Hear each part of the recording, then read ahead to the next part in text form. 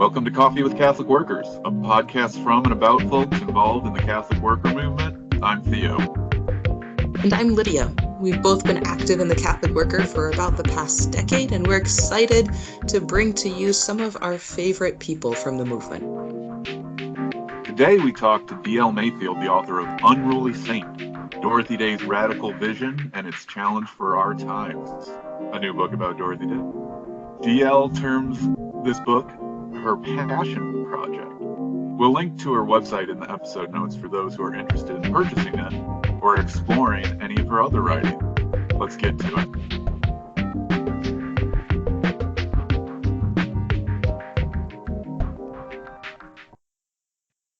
So today on our episode, we have D.L. Mayfield, who recently wrote a new book about Dorothy Day. And so I'm wondering, could you share a little bit about your book? Maybe give us a brief synopsis, actually, of Dorothy's life for those who maybe are less familiar. And then what was it that sort of inspired you or drew you to begin thinking about writing your book? Yeah, thanks so much for having me. And it's really hard to sum up Dorothy Day's life, which is why she's a wonderful person to think about and spend time thinking about, because she's very complex. And, I think we just need to kind of hold that in our minds, as we converse about her. And writing a book about her was sort of like a dream come true for me. It was a true passion project because nobody was clamoring for another book about Dorothy, because there's been some great, biographies written about her that do show the totality of her life. And also for the perspective of her family. Like I can't say enough good things about Kate Hennessy's book. I think getting Dorothy's family's perspective on her is so important and really needs to be at the forefront.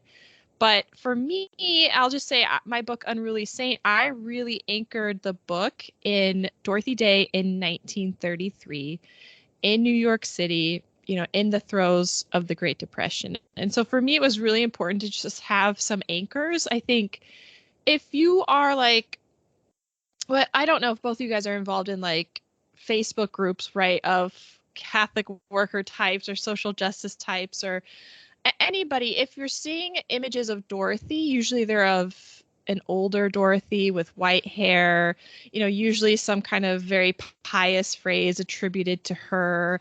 And it's just a lot of intense old lady saint vibes, which is fine. That is definitely a part of her. Okay. And that is a part of her life and her legacy. But when I read The Long Loneliness, she wasn't an old woman when she wrote her autobiography that became a bestseller.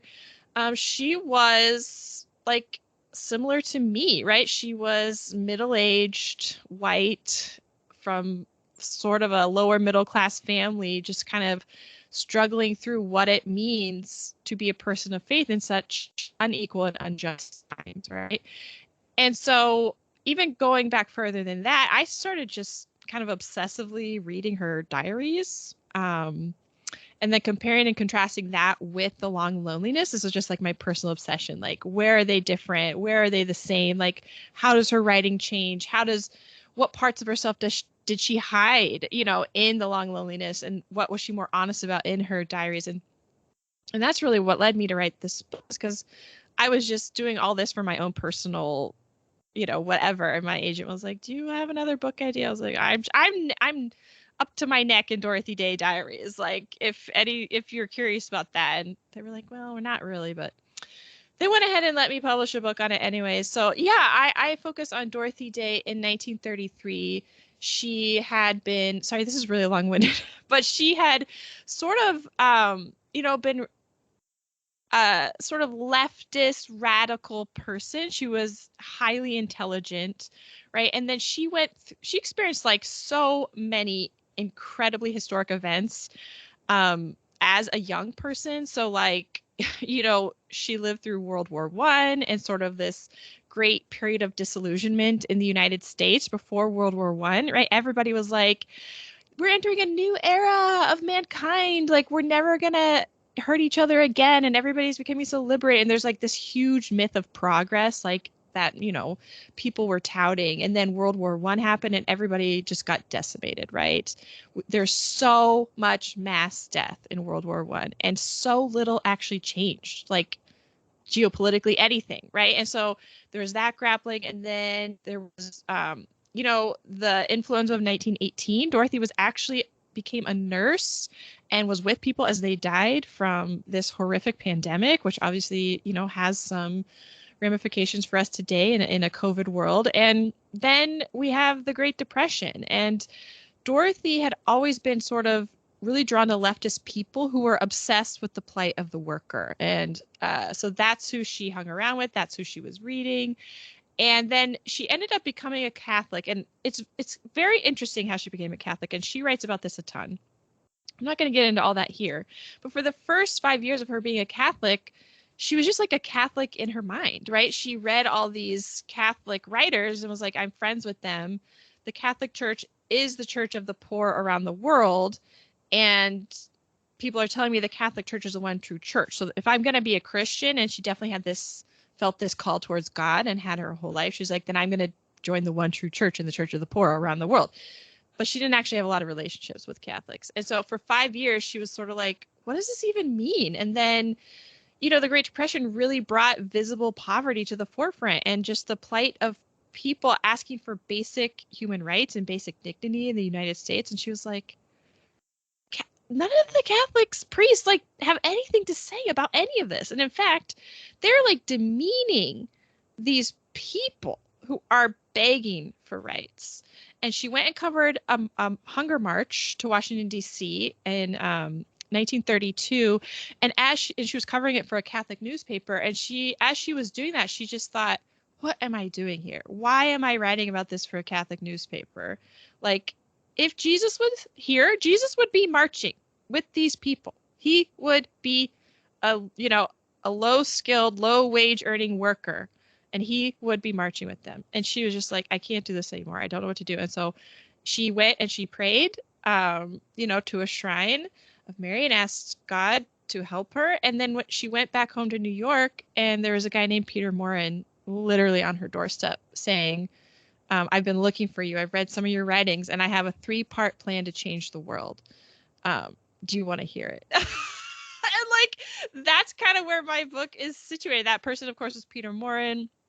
He did have this encyclopedic knowledge of Catholic social history and really ignited a spark within Dorothy to say, oh, there's some historic religious roots to the kind of work I'm interested in, the kind of society I would like to live in versus the one I actually do. And so her and Peter kind of embarked on the Catholic worker experiment, which started with a newspaper that Dorothy put out once a month, an 8-page newspaper called The Catholic Worker. So my book is really about the newspaper. I'm obsessed with the newspaper. I'm obsessed with the early issues, Dorothy as a writer.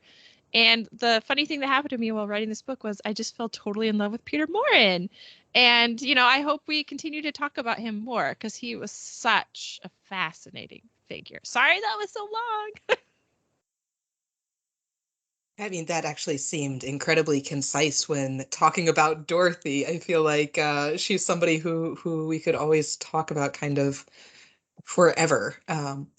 I'm curious of what it was like for you as you're writing about Dorothy's life and diving into all of her writings. What was that like for you in your outlook of the world, or in how you understand sort of the plight of the poor, or the systems around us?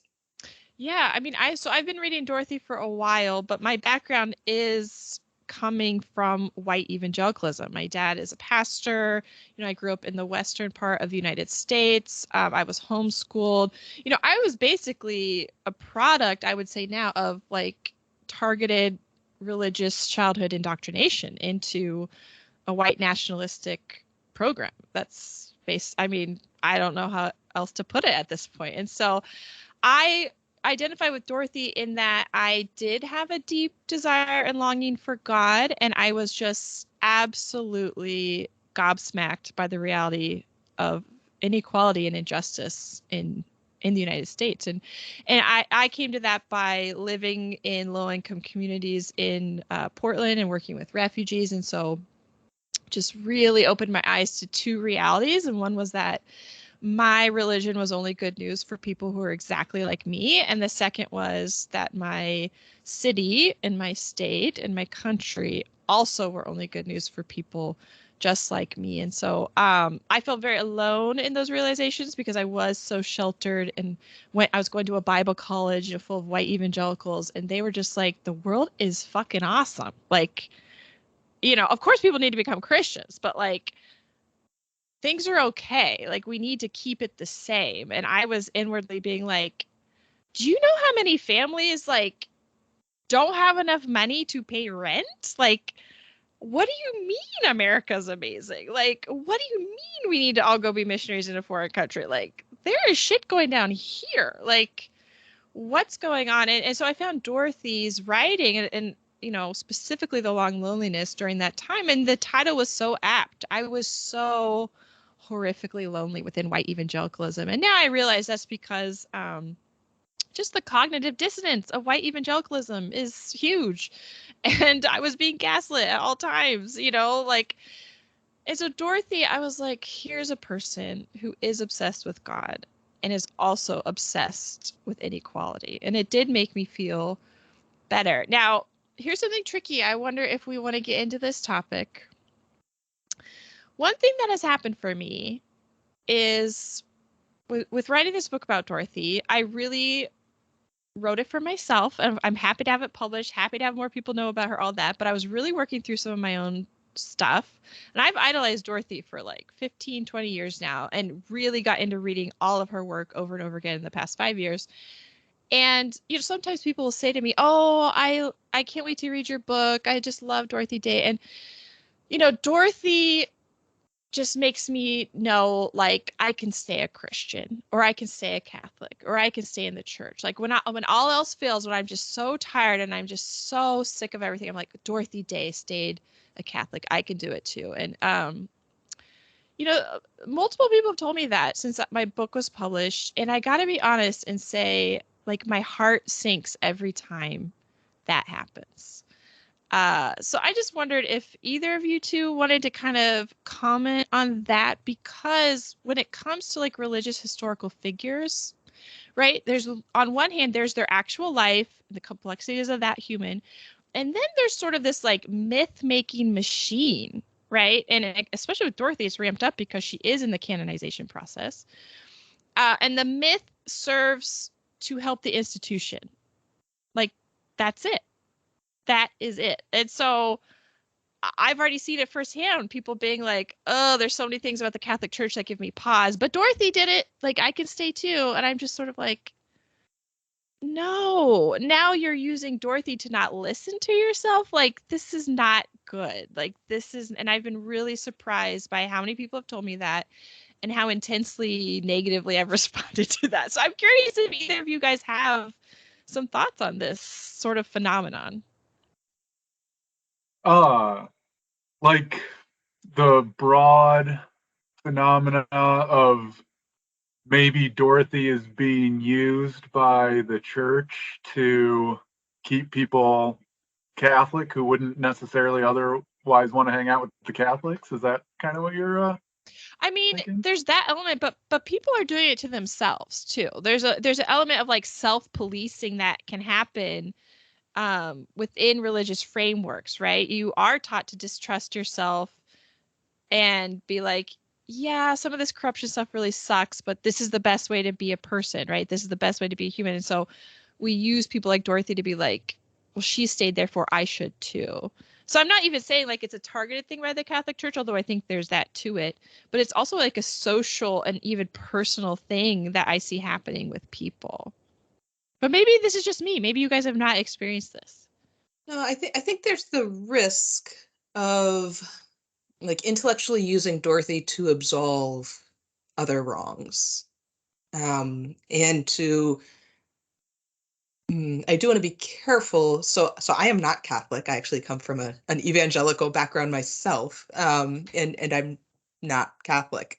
So I I speak about this as someone outside of the Catholic Church. And this is a very real debate within the Catholic worker, this idea of Dorothy for sainthood or not.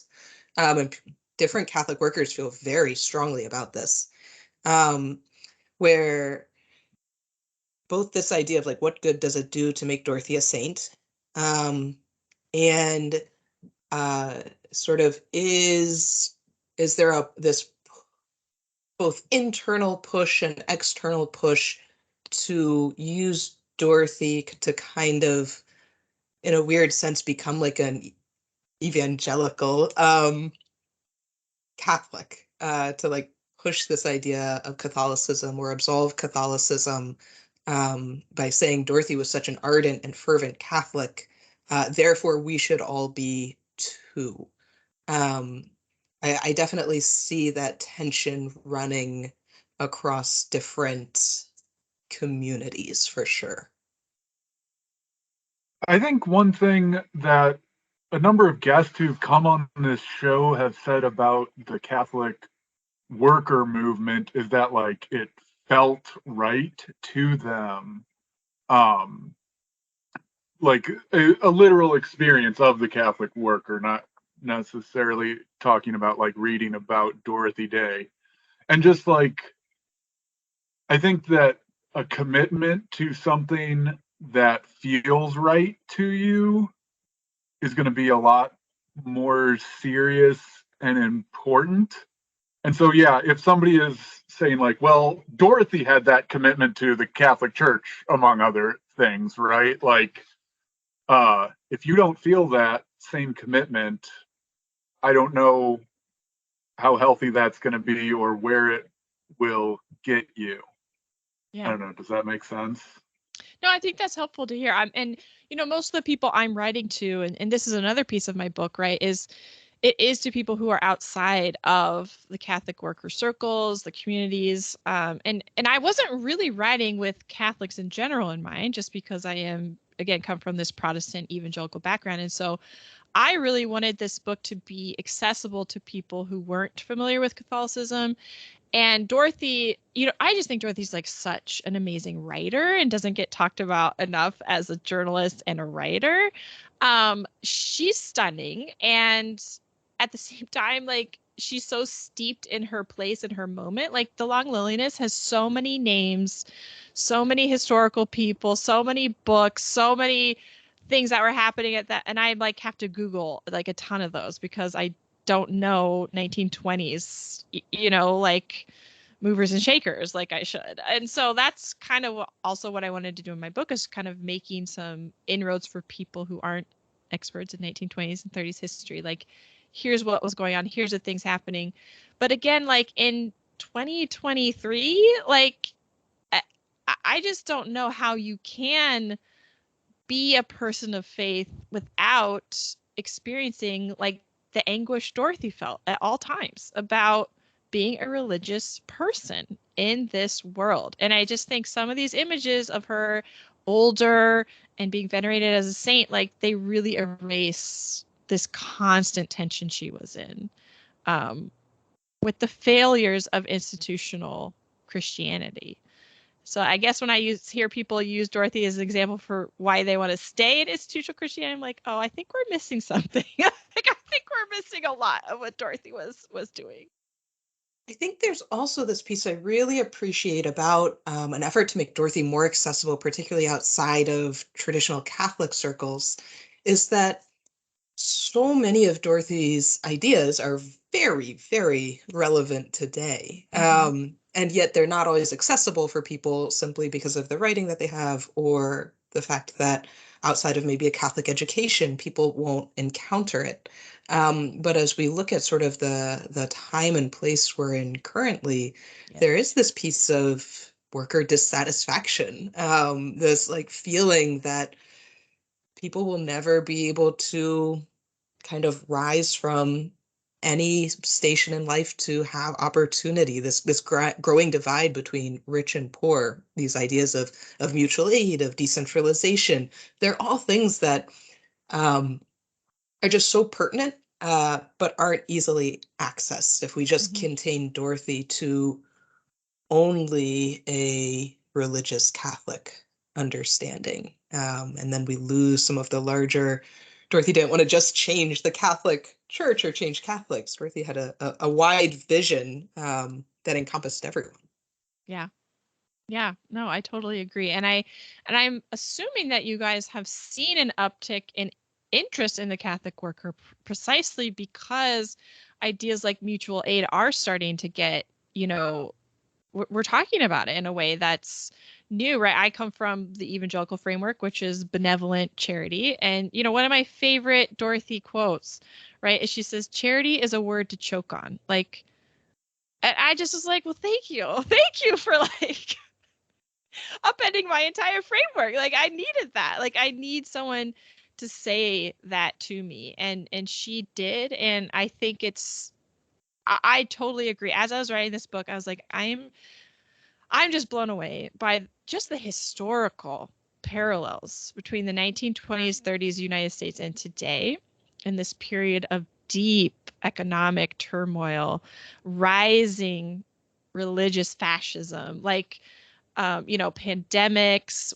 We're seeing it break down in real time that like the people in charge do not have an ethic of the common good, right? They say they do, but they don't. And just like, wow, this was all happening back then. It's kind of horrifying, but also just kind of helpful for me to be like, oh, history is cyclical. And there have been these wonderful people who resisted in all these sorts of ways. And I think that's why, again, if people read my book, they don't need to read it. I'm sure the people listening to this don't need to read my book. I just want more people to read her writings, right? And like that's really like what the goal is, to try and get people to read some of these radical thinkers and just know like, yeah, some of them are people of faith, and that's really awesome and very surprising, just given the state of Christianity in the United States. It still shocks me, some of the things Dorothy wrote and said, and in a good way. When we've spoke in the past, I brought up I really like the cover of your book. Can you tell us a little bit about it? Dorothy smoking a cigarette? Mm-hmm. Yes. Well, Dorothy was a chain smoker, smoked a ton, and like if you read her diaries, letters, and even the long loneliness, she talks about constantly. But I couldn't find any pictures of Dorothy smoking, like ever. And there's quite a few pictures of her, and there's the archives and stuff. So I had a really hard time tracking down a picture of her smoking, but it was kind of important to me because, kind of going back to this like idea of commodifying religious historical figures. Um, you know, if you look at most of the biographies of Dorothy, again, black and white image, intense looking Dorothy at a protest or praying somewhere. And I was like, she was a living, breathing, middle-aged person who chain smoked, like while being very Catholic. Like, I would like to put that on my cover, and also maybe scare off people who were just looking for a book about how to be a better Catholic or whatever. And again, I'm not like denigrating those kinds of people, but I've written now 3 books in Christian publishing, and the majority of people who buy books in these circles are white women, and like white Christian women who have a vested interest in upholding the status quo. And so I was like, if we put a picture of Dorothy smoking, that's just going to weed some of them out, and I'll get less hate mail or whatever. And I originally had this artist, Ben Wildflower, draw a picture of Dorothy smoking, and he actually has it for sale now on his website, and it's beautiful. He did an older Dorothy who was smoking, which has a lot of personal significance for me, even though she did give up smoking for God in her 40s. But they ended up not liking that, the publisher, and so actually Kate Hennessy sent me a photo of Dorothy smoking, and she's wearing like a medallion of the Pope while smoking. It's like so good.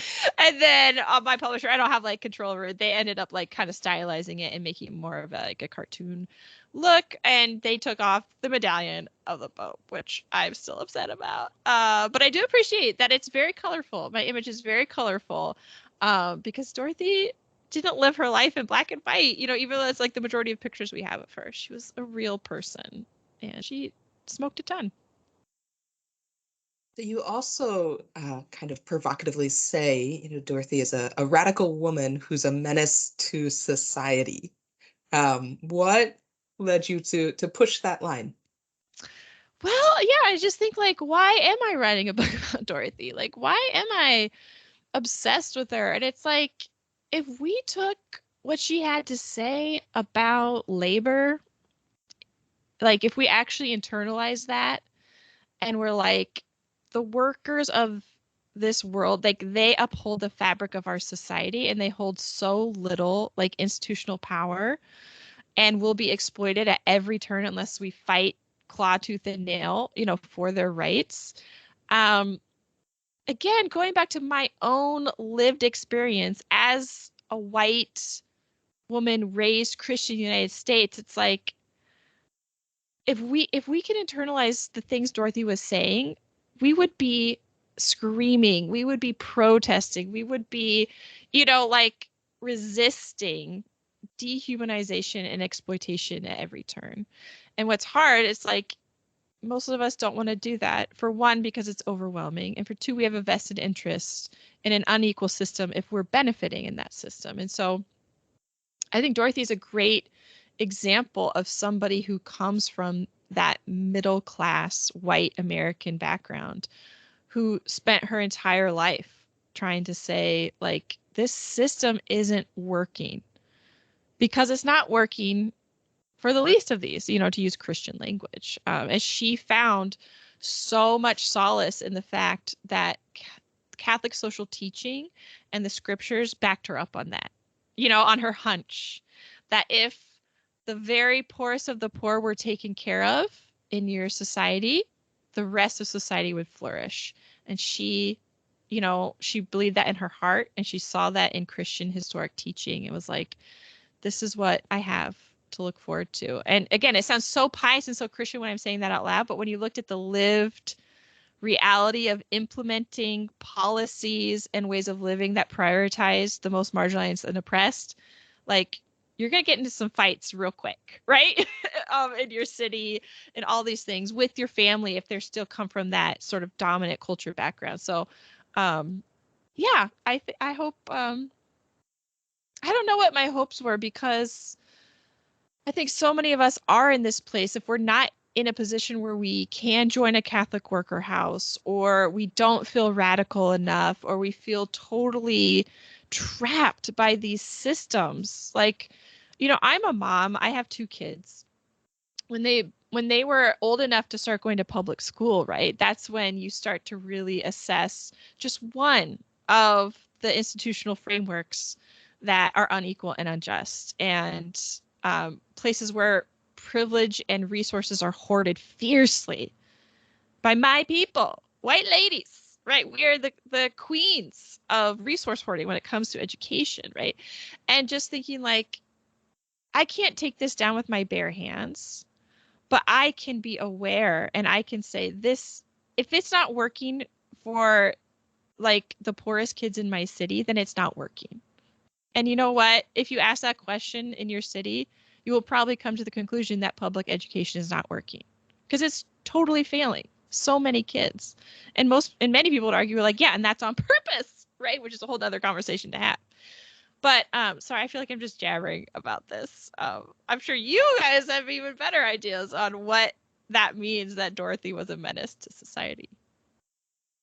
No, I think that point actually about kids is something that was actually just mentioned by one of our previous guests, of this idea of, once you have children and trying to, in his context, raise them in community, it's this piece of, it's kind of where the rubber meets the road in terms of values, of like, do you actually believe these values strongly enough that you're not just going to live your life into them, but your kids as well. We've got a quote here from your book. Uh, so you write, "She's become a trusted companion and a friend, as best writers can be. But more than that, Dorothy has become to me an unsettling force, a pebble in my show, a ripple in my pond. She's a stumbling block for those who want a happy life, free of responsibilities to their neighbor, to people who want to love Jesus without living like him. For me, she's been a wonderful and annoying saint. She certainly hasn't made my life any easier, and part of me knows she would be terribly pleased by this. Did you have something in particular in mind while you were writing that of the ways that Dorothy has become a stumbling block for you? Yeah, well, yes, I do. But I wonder if it's okay for me to be like really honest in this moment in this podcast. I wrote the majority of the book in 2020, which was really traumatizing year for me. Like, I mean, we had obviously COVID. We had the Black Lives Matter protests here in Portland, and so that was my first time, right? Like getting tear gassed by the police, and um, we had these like horrific wildfires, and it just felt like climate change was here. There's nothing I could do. We couldn't go outside like for 10 days. And the economy was tanking. I'm like totally immersed in Dorothy Day's life. Just, my kids aren't going to school. I have to take care of them. Like all of my friends at that point, I live in a low income neighborhood. Like people were freaking out. How are they going to get money to feed their kids, to pay their rent, And like up until that point, Dorothy had just been sort of a similar figure as Jesus, if I'm being honest, which is like this unattainable person that you can try and be like somebody who is more like God than you and that you can measure yourself against. And of course, you'll find yourself wanting, and that'll give you encouragement to keep going and try harder and get more involved in injustice and fixing the problems of the world. And now this is me coming again from this evangelical mindset, right? And a huge part of that mindset is, and I think this is just directly related to whiteness, is if there's a problem, we can fix it. Like, even if we create the problem, like, well, like I'll just get really good at justice work and I'll fix it. Like I'll do it. And Dorothy really played that role in my life to sort of be someone to try and be like, so I could feel like a good person. And I don't want to like pathologize it too much, and I don't want to like this is just my personal experience. But now, after this was terrible timing, right when the book was published on Dorothy, in 2022 November, I was like, I am no longer a Christian. And does that make like my relationship with Dorothy, like, does it mean that it didn't mean anything? Does it mean that none of this means anything? But I don't really think that's true at all. I think that Dorothy was a really wonderful companion as I was drowning in the loneliness of the lived theological ethics of white evangelicalism, right? As I was coming to terms with the utter toxicity of like the reactionary religious movement I was born into. So Dorothy, I just can't thank her enough for her writings. But I am no longer interested in trying to be like Dorothy Day. I want to be myself. I don't want to be like Jesus either. Like Jesus was his own person. Like I want to be me.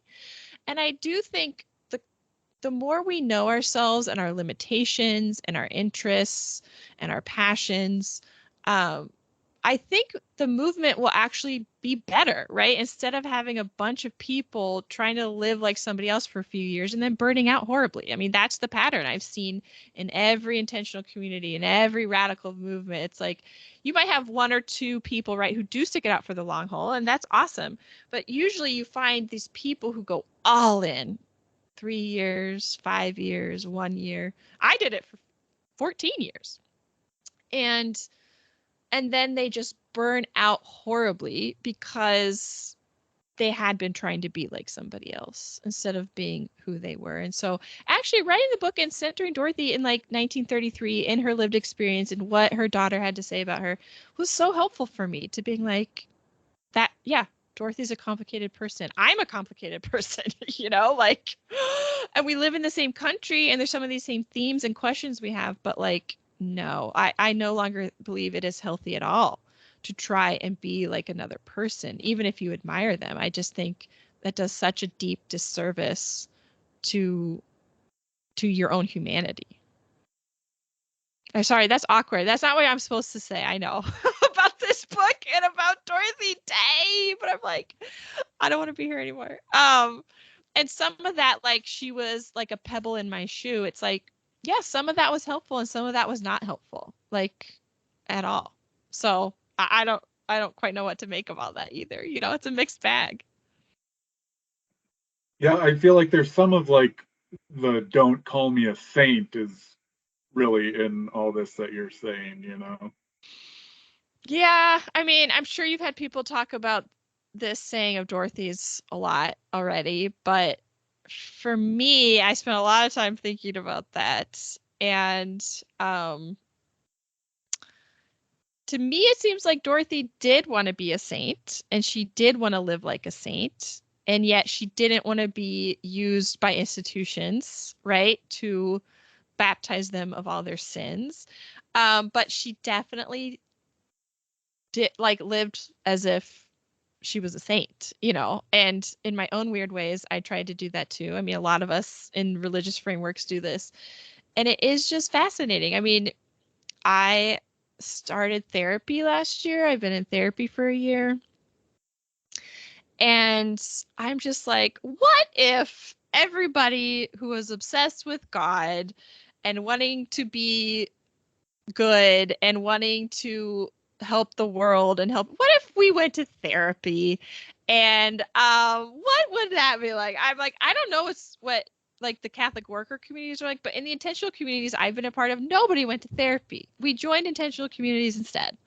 And we worked out our existential angst, and we all had religious OCD or moral scrupulosity.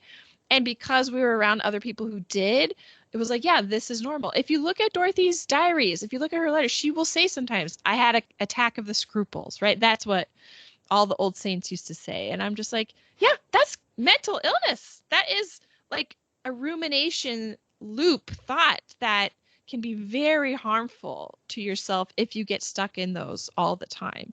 And so many of the saints, and not just in Catholicism, but like the people we uphold in evangelicalism, say missionaries or something like that, a lot of them have these ruminations and this, you know, almost obsessive compulsive internal compulsions, all this stuff.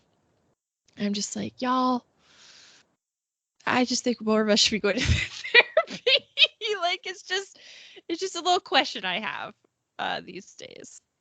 I don't know if you guys want to talk about that. If you don't want to, I would guess that maybe 50% of people here at my community go to therapy or have gone to therapy.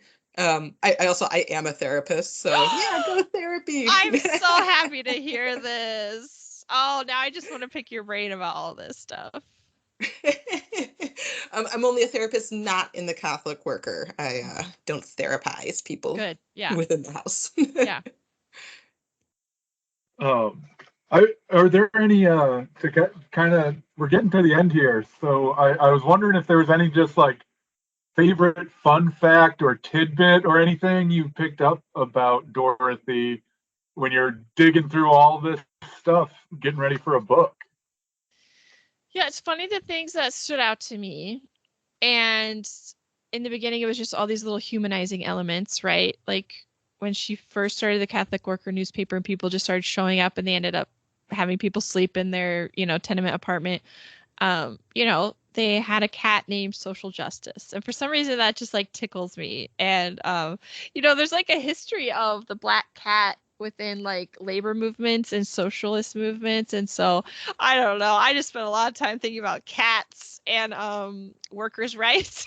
It's just I just like having these little things to hold on to say like Dorothy was a lady who liked cats. Like that's cool. Like that's who I am. But the biggest thing for me from the book, and I kind of already mentioned it, right, was I sort of thought Dorothy was like gassing us all up how she talked about Peter Morton all the time and him being the co-founder of the Catholic worker movement. I was like, no, Dorothy, it's all you, babe. Like you are the go-getter. You are the writer. You're all the And the more I researched and read it, it became very clear to me that Peter Morin is an integral part.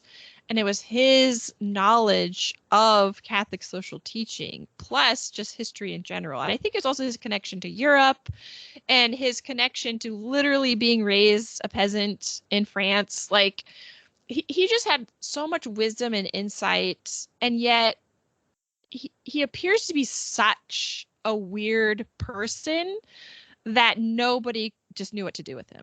And so Dorothy is like one of the few people who is sort of able to absorb his constant stream of propaganda, basically, that was coming out of his mouth, and turn it into this newspaper, right? And turn it into these values for starting like the Catholic worker farms. And so I felt totally in love with Peter Morin, and I was not expecting that. I am fascinated by him. I think I wish there was like 20 more books written about him, but there aren't. And so I was really sad at the lack of scholarship around Peter Morin. And of course, I'd want more scholarship on Dorothy Day. And honestly, the Catholic worker movement in general deserves a lot more scholarship than it's gotten. And so those are some things I'm like, oh, I just hope there's somebody out there who's a weirdo like me and gets obsessed with Peter Morin, and writes a more accessible look at his work. So yeah, that was like the most surprising thing to me. I'm just a huge Peter Morin fan. We're hoping eventually to jump more into Peter Morin on some of our episodes and have Lincoln Rice get on here to talk maybe about Yes. Peter Morin a bit. Yeah, Lincoln Rice was so helpful to me when I was writing this book. And I just got to say that not so many, but like the Catholic worker folks that I reached out to for help while writing this book were so incredibly gracious, so incredibly kind. They're all so freaking smart. It's just like there's a wealth of knowledge and wisdom and insight in the Catholic worker community, especially people who actually knew Dorothy. Like the fact that they would be on phone calls with me for hours, just like letting me ask them questions and processing things. And I was so grateful to sort of had like different varieties of folks who are really knowledgeable about Dorothy give insight into my project. And so I just can't say enough. I was really scared. I'm really scared about being an outsider, and knowing that I'm an outsider. I'm not a Catholic. I've never lived in a Catholic worker house. But I've just been really blown away by how willing people were to share their insights. And they're people who have thought a lot about these things and Dorothy's life and, things like Dorothy's sainthood. And so I'm just really grateful to everyone who really helped me out. Well, we are really grateful to you for coming and talking to us on this episode. Are there any last things that you want to make sure you say about yourself or Dorothy or the book? Okay, no, not about any of those things. But Theo, when we had a chat before, I remember telling you we were having a little chat about social media, and I like social media. I'm 38. I actually love TikTok and all these things. And we were talking a little bit about how there isn't like a huge online presence of Catholic workers, which is fascinating because like again, Gen Z and millennials are very interested in a lot of the ideas I think that Catholic workers have. And so I'm sort of like, where are they? Where are all the Catholic workers? Like, why aren't they on social media? And of course, we know why. It's because there's a resistance to technology and social media and all this stuff. But this is my personal belief, and I just want to know if what you two have to say about this. After researching Peter Morin and Dorothy Day, I'm just like, are you kidding me?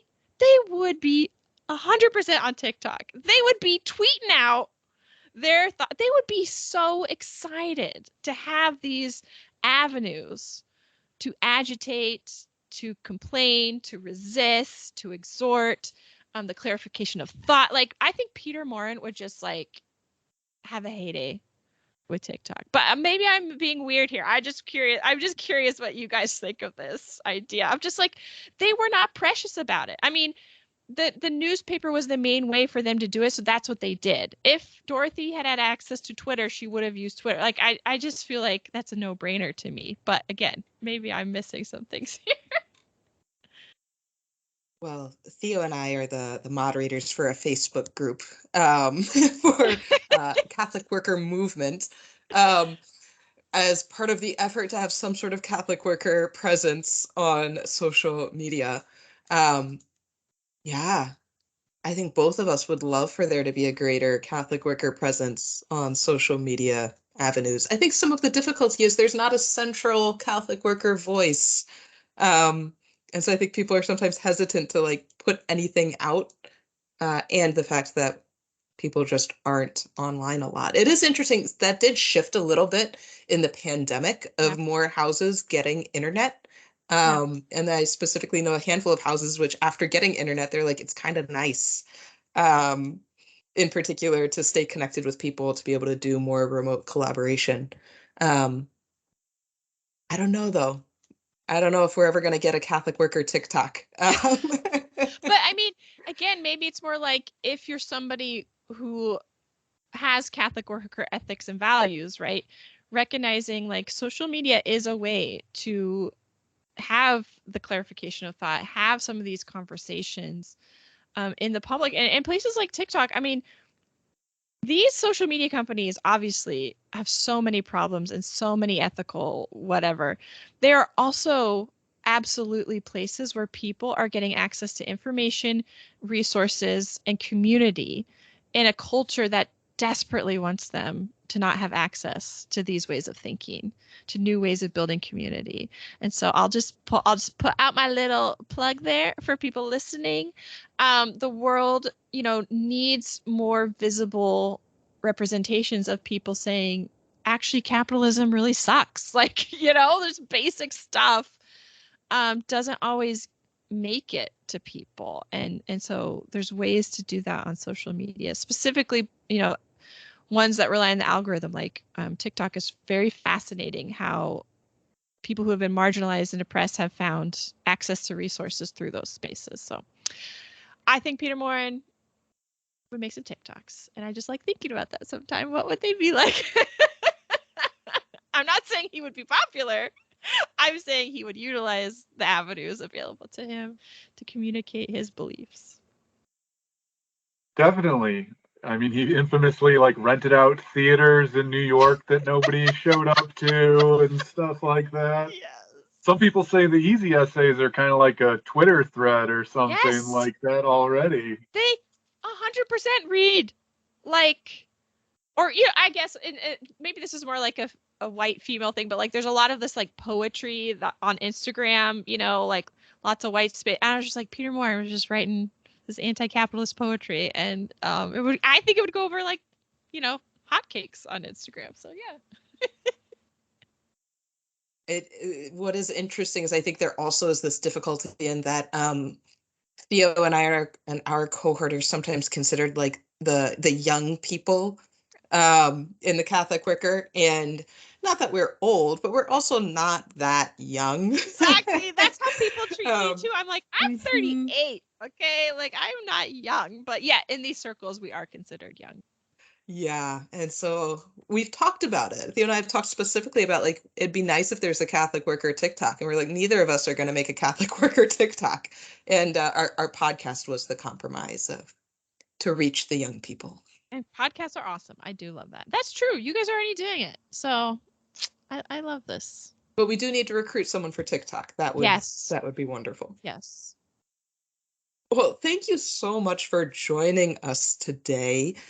For anyone who is interested in looking more at D.L. Mayfield's writings, you can go to dlmayfield.com, where you'll find her book Unruly Saint about Dorothy Day, but also her other books, The Myth of the American Dream and Assimilate or Go Home.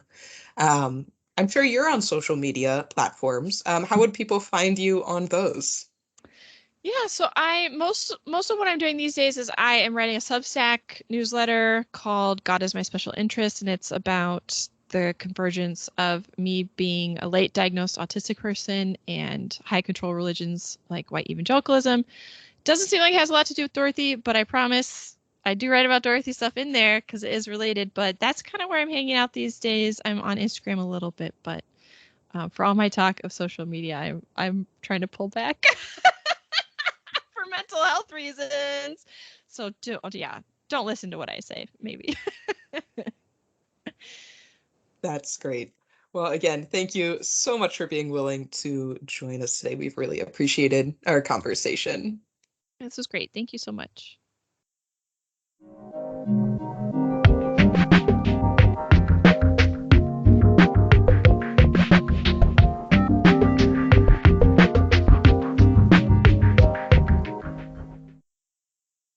So I love the different journeys that so many people have in encountering the Catholic worker. I greatly appreciate DL being willing to be open and transparent to share with us the different turns her journey has had. First, in finding Dorothy Day and her writings as sort of illuminating her own faith background and faith worldview and helping her move on or progress from some of those beliefs, but then also her willingness to share where she's at currently on her personal journey and her relationship and understanding of how she views faith and Christianity. Yeah, and it's uh, hard to do that like with a book. And just like put it all out there for people to see. Uh, yeah, it's interesting to hear more about how she feels she's changed since the project has been completed. Uh, because I read the book and enjoyed it. Um, and knowing, having talked to her about these changes, like I think it can still all be true, everything in the book, and this person's understanding of Dorothy Day or their subject at a given time can still very much mean something, uh, and have like lessons too. So it was very interesting to have just read this book a couple months ago and then be talking to DL about all of this. It's not something that happens every day. Yeah, it's sort of the continual clarification of thought of our thoughts on something or understanding of something is always changing, which is a good thing. I think Yeah. I really appreciated in particular this journey that she had from wanting to be Dorothy to being okay of being DL. And I think that that is a piece of, well, I mean, of like self-actualization for anybody of finding value in oneself, but also this important piece of being a Catholic worker, of finding out, okay, I'm not living into someone else's values. I'm not living into someone else's thoughts or perspective of the world. But like, if I'm gonna do this, and if I'm gonna do this for the long haul, like this has got to be me. Like this has got to be something that I believe in. I can't be um, doing it based on what I think someone else's belief system is. Yeah. And I share a lot of the same feelings with the DL and had and stuff. And that's one of the difficulties with me sometimes about Dorothy Day is just that like people have this idea about her or something, and she really did seem to be able to communicate this vision of the Catholic worker very well and like lived it her whole life, which is like maybe the greatest miracle or testament is somebody who is able to uh, do that specifically. But just, I don't know, I guess canonization even feels like this to me of just like in Dorothy Day into this person none of us could ever be and maybe never even existed at all. You know, who knows? The way some folks talk about it. Yeah, and I'm not Catholic, so I don't have a vested interest in canonization either way. But yeah, it does. I am curious of like what people's draw towards the Catholic worker and draw towards Dorothy, how that might change with sainthood. We definitely saw it in terms of interest on Facebook, where all of a sudden, as soon as canonization happened and Pope Francis mentioned Dorothy Day, all of a sudden people were flocking to the Catholic Worker Facebook group, not necessarily because they were interested in the Catholic Worker, right? But they were interested in Dorothy Day, not the actual worker that exists now. Yeah, that's difficult because one of the, this is not a new phrase originating from me, but like I've heard it said, like it's the Catholic worker movement, it's not the Dorothy Day movement, you know. It's not just it is not and it never was like just Dorothy Day or whatever. There's always been all these people around and stuff like that. Um, so it is like frustrating sometimes to, I mean, and again, not that I haven't read a lot of Dorothy Day and taken a lot of her lessons to heart and like am constantly rereading Dorothy Day, but like uh it is strange because to have all these people think so highly of Dorothy Day and then not be super interested in like actual Catholic workers and doing what Dorothy Day kind of sort of is doing, or at least we hope. Yeah, yeah. Yeah, Dorothy's writings, incredible, inspirational, and the movement continues. There was an interesting piece where DL had mentioned reading Dorothy's diaries and some of the value she found in that, which I just kind of had to smile because Mark had referenced reading Dorothy's diaries, but referenced that they were good reading for like when you're stuck in jail. And so, different types of writing appealing to different folks. Yeah, that is funny. I was thinking back to we recently talked to Hope and how we were kind of teasing her about being like a Dorothy Day fangirl at such a young age, and then having this conversation with DL about like what does it mean to be like a Dorothy Day fan, kind of, you know? Sure, sure. Yeah. I do wish sometimes that we did. I really appreciated this conversation, both just because it was a lot of fun, but I also think it brought up a lot of good points of tension that we don't always talk about, of tension between sort of like what do we do in both like wanting to have this movement come forward and push forward, and both the ties that it has to Catholicism and Christianity, um, which are sort of like inextricably part of the Catholic worker, and at the same time it's never been just a Catholic movement, and its values and message has never been just for Catholics. And I think that's a really important like piece of tension to really explore or contemplate, of if this is really to be a movement, um, it can't just be for Catholics. And so finding ways to tie this movement into sort of broader and broader groups, if we actually want to change society with it. I mean, there's so many things in that statement there that could be talked about for a long time. I mean, yeah, some folks like do think that they know what the relationship to the Catholic Church is for the Catholic worker, and it's like very strictly Catholic in a certain way. Um, but like I don't know. I at one point I thought that Karen House, where I was in community for a while, was like maybe the least Catholic of any Catholic worker I've been to, and maybe that's still true. And for like a lot of people, it just like they liked personalism, like vaguely, but not as like a Catholic concept. And like they just really were not interested in the Catholic Church, but they were doing amazing work, you know, and doing amazing clarification of thought for people. And stuff like that. So just like, yeah, how.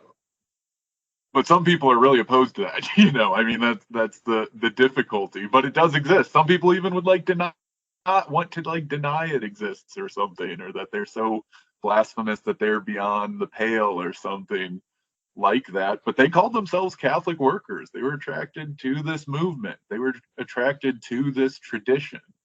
They just were not attracted to the Catholic Church. Yeah, lots of room for lots more discussion and lots more podcasts, I suppose. Maybe we'll have to get two people from like opposing sides to just come on and like duke it out or something. Yeah, I mean, but it could be fun if you had some like friendly friends wanting to duke it out. Like I have Catholic worker friends who are like who are more Catholic than I am, and who could have a fun time like jabbing with a also friendly, more atheist or other religion person too. Maybe we should do it. Well, so many ideas. Yeah, so Theo, I actually have a confession to make. I have not read DL's book yet, but you have. What were some of your thoughts in reading it? I enjoyed it. Brian Terrell shared a advanced reading copy with me when I visited him this summer. Um, it felt very readable to me, was one thing that I really liked, and I guess that was part of DL's whole point, right? Is to make it more accessible to a new generation, and I think it was like, and it would be a good pickup for folks who are not looking for something academic, not something even too over the top religious-y or anything like that, I would say. And I think that me and DL's image of Dorothy Day overlap a lot. So I did appreciate how she portrays Dorothy Day. Again, like the radical woman, who's a menace to society and smoking a cigarette on the cover kind of thing.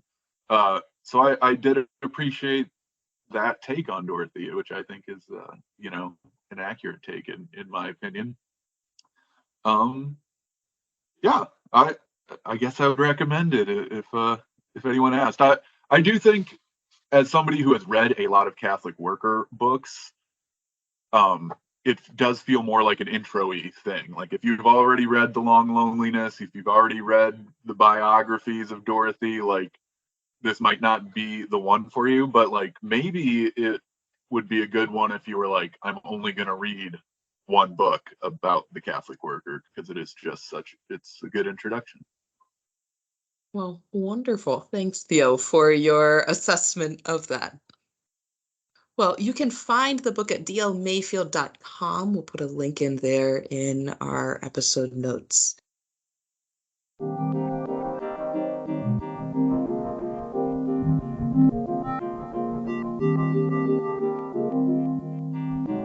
This wraps up another episode of Coffee with Catholic Workers. If you want to reach out to us, send us a comment or a suggestion, you can email us at coffeewithcatholicworkers@gmail.com. We want to thank Chris from the Bloomington Catholic Worker for help editing these episodes, David Hayes for our music, and Becky McIntyre for our graphic.